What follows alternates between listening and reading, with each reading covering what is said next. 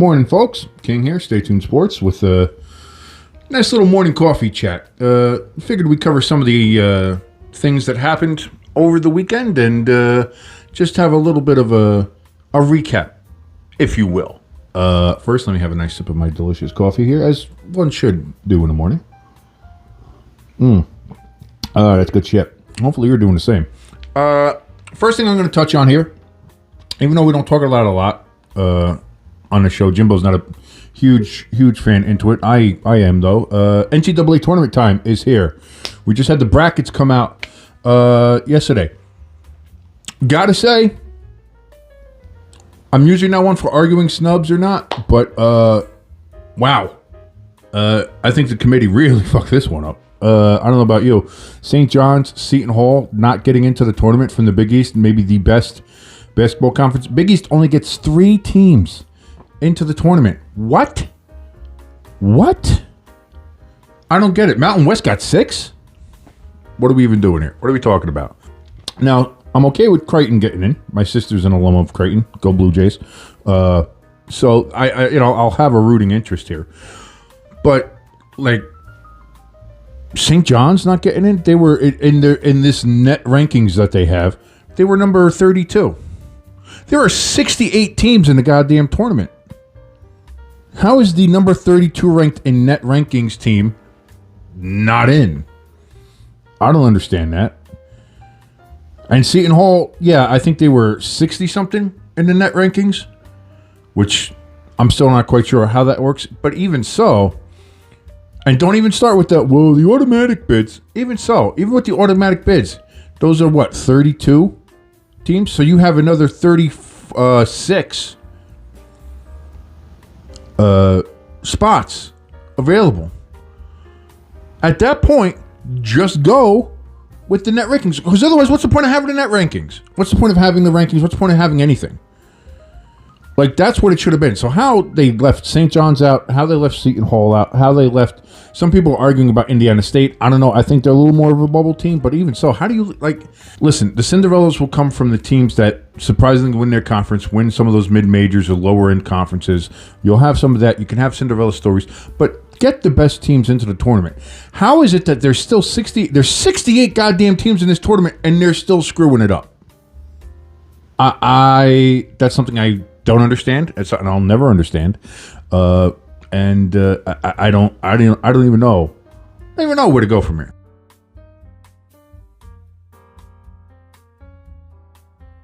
Another somewhat major story that broke over the weekend: Justin Fields finally traded from the Bears to the Steelers for essentially less than a bag of balls. And it could turn into a bigger bag of balls depending on how long he plays, or how much playing time he gets with the Steelers. I don't know if I'm surprised by it. Again, the Steelers seem to be making economical moves with their quarterback room. They get Russ for $1.2 million. You get Justin Fields for a bag of balls on his rookie contract. And you're going to see how this shakes down. Again, neither one of these quarterbacks has had a great couple of years. Russell Wilson the last 2 years.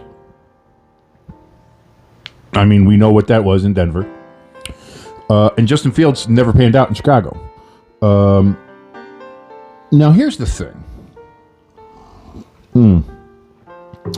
Delicious bean juice. I, as you can see clearly, I'm here in the New York area. I am a Giants fan. I listen to a lot of the sports talk around here. And I heard a lot of people, Giants fans in particular, online, on sports radio, things like that, things of that nature, complaining and wishing that the Giants would have actually gone out and got Justin Fields because they feel that Justin Fields is a better option than Daniel Jones. What? What the fuck are you talking about? What has Justin Fields done in his entire career other than fail and lose and show that he is not a starting NFL quarterback? Daniel Jones at least had a year where he dragged the Giants kicking and screaming into the playoffs. had a good year, showed that he can play quarterback in the NFL, so long as his offensive line isn't a revolving door. And, let's be honest with each other. The Giants' offensive line should be on trial for attempted murder for a couple of charges for what they did to the Giants quarterbacks last year. So I'm not putting last year on Daniel Jones. I'm not, as a Giants fan. But to sit here and say, like, oh, well, I wish the Giants would have gotten Justin Fields because I think he's a better option than Daniel Jones. In what fucking world is Justin Fields a better option? He's not.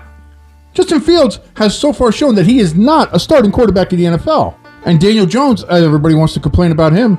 But listen, if you're going to make the same excuses for Justin Fields, oh, well, he had bad coaching, or, oh, he didn't have an offensive line, he didn't have any weapons really by him, he didn't really have any... What did Daniel Jones have? In his first couple years, what did Daniel Jones have to work with? Other than a revolving door of coaches, revolving door of offensive coordinators, no weapons, what to speak of. What wide receivers have the Giants had when Daniel Jones has been there? Exactly. And again, an offensive line that has been pitiful for about a decade. And even still, Daniel Jones last year, well, not last season, but the season before, the 2022 season, he was able to get the Giants into the playoffs and win a playoff game. Justin Fields hasn't sniffed the playoffs. Now, I do get some people being upset, saying that now that Chicago's actually built a team and has weapons and kind of built up a defense, that now they're getting rid of Justin Fields and going to go with Caleb Williams. Again, I'm not sure how I feel about the decision, because I feel, this is my own personal opinion, I think Caleb Williams got bust written all over him. That's me personally. I could be wrong. I could 1,000% be wrong. And, listen, time will tell. Time makes fools of us all. So we'll see. But I don't know what the, because here's the thing. Now you're bringing in a quarterback, rookie. He's got to get used to the NFL. He has to kind of get up to speed. He's already shown to kind of be a little bit flaky in his attitude and his actions. And if you're Eberflus and Poles there in Chicago, you have to win this year or you're done. Like, this is your last opportunity. So the fact that they're going all in with Caleb to start day one, like, I don't know. I might have personally kept Justin Fields, started him, and even if you're going to draft Caleb, have him sit. Now, that might have been the way to go, but they decided not to. So now Justin Fields is kind of a reclamation project here. But let's be honest. Of the two quarterbacks sitting now in Pittsburgh, and Pittsburgh's already said it, Russell Wilson's the starter. And unless Justin Fields does something in training camp that blows everybody else away, Russell Wilson's going to be the starter. And Russell Wilson has had a pretty shitty 2 years. So the Steelers are even saying that Russell Wilson is a better option as a starting quarterback than Justin Fields. And that maybe for the price, they can do something with Justin Fields. Maybe they'll see something there that they can work with. But to sit here and say that Justin Fields is some kind of steal, that, oh my God, somebody got a really good quarterback for such a low price. It's like, he hasn't been a good quarterback. He hasn't been a good quarterback at all in his entire career. He has not shown himself to be a good quarterback.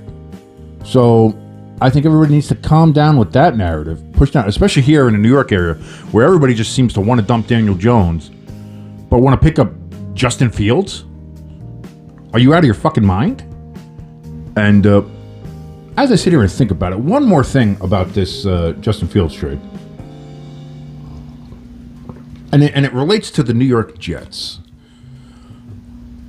who are trying to get rid of Zach Wilson via trade. And we saw that Kenny Pickett got traded for a bag of balls. We saw that Justin Fields got traded for a bag of balls. Trade value for both of those guys was fairly low. Now, Kenny Pickett started in the NFL for, the last year and a half. Justin Fields started for the last 2 years in Chicago. Whether they were good or not, they were NFL starting quarterbacks. Zach Wilson has objectively been worse than both of them. I'm going to say this to the Jets. Just cut him. You're not going to get anything for him. No one's going to trade anything. Nobody's going to trade you a 7th round 2028 pick for Zach Wilson. Like, you're not getting anything for him. Zach Wilson, unfortunately, like for the Jets, and they didn't do, I think they didn't have the courage to do, at least Joe Douglas didn't, what the 49ers did with Trey Lance. The 49ers realized that Trey Lance was not it. They made a massive mistake. They overreached for him, and they whiffed huge on Trey Lance. But they realized that. They realized that they had a guy in Brock Purdy that could take the mantle and could play well for them. And they said, yes, we'll go, we'll do that, and we will cut our losses with Trey Lance. The Jets, on the other hand, had Zach Wilson. And at no point has Zach Wilson shown himself to be able to be an NFL starter. He hasn't. And that's clear to everybody. When they got Aaron Rodgers last year, they should have cut Zach Wilson then. Or traded him, whatever. I doubt they were going to get a trade market even last year. But they definitely should have at least cut him or traded him something. Got him off the team last year.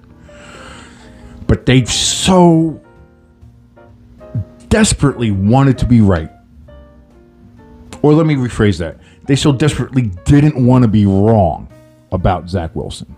About this pick, who was, what was it, number 2, number 3? I forget where the Jets were in that pick. It was a 2 or 3. Either way, top 3 pick in the NFL draft. They so desperately didn't want to be wrong about him. It's like, oh, well, now we don't want to have our decision making questioned. Like we want to know. Like we can't be wrong. We don't want to be wrong. It could be ego. It could be any number of things. But they so desperately didn't want to be wrong about him that they tried to keep him on and said, like, well, we'll have him mentor. We'll have him be a student tutelage under mentor of Aaron Rodgers. Multiple time MVP, Super Bowl champion, first ballot Hall of Famer. Clearly, like, oh well, Zach, and apparently Zach Wilson and Aaron had conversations during the off seasons and knew each other and kept on trying to they had a decent relationship with each other. So you kind of had that. Oh well, he'll be able to fix them, or maybe Aaron Rodgers comes here for 2 or 3 years, quarterback, and then Zach Wilson will take over from there because he'll have learned under him and he'll be a better quarterback. And see, we'll say we told you so. And Zach Wilson really was a good quarterback.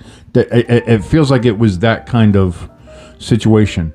And what happened is when Aaron Rodgers goes down 4 plays into last season, now you're stuck with the guy who was so bad last year that you had the players on the team begging for Mike White, having Mike White T-shirts all about Mike White because nobody believed in Zach Wilson.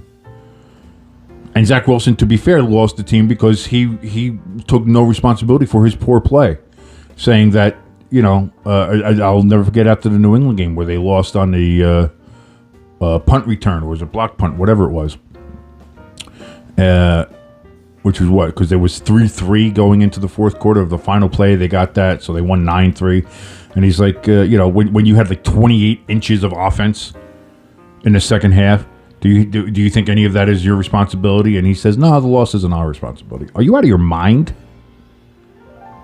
And you kept that guy, who the team didn't like, who nobody in the locker room liked him. And you kept him there because you didn't want to be wrong. And you were like, we can save him with Aaron Rodgers. And guess what? You couldn't. And it was a bad decision from the start. You didn't have any decent backups. And it seems like once Aaron Rodgers got hurt, you gave up on the season. Whereas by contrast, you look at the Browns, they lost 4 quarterbacks or whatever it was. And they still ended up making the playoffs. Granted, they kind of stumbled against the Texans once they got into the playoffs. But, they got coach of the year. Because they didn't give up. They still coached. They still played. Robert Saleh, not that great of a coach. I'm sorry. And I think Joe Douglas is a good GM, except for the Zach Wilson move. They should have gotten rid of him last year, and they didn't do it. And it cost them because he didn't want to be wrong. and he tried to save Zach Wilson. But I'm saying Jets now, you're not going to get anything for him in a trade. You're not. There's no value you're going to get for him. He is a radioactive toxic waste at this point. Dump him. If somebody decides to pick him up and then he turns into some superstar somewhere else, highly unlikely.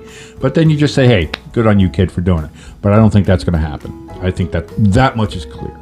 But hey, listen, don't forget to like, share, subscribe, all the other videos here on Stay Tuned Sports. Listen to us. The main podcast comes out on Thursdays at noon-ish, depending. I know the podcast one always comes out at noon. The YouTube version comes up usually around noon, somewhere around there, depending on how, slow the internet is working that day. And like I said, like, share, subscribe, hit that little bell to get notifications every time we upload a video here. Really helps us out. And yeah, see you later.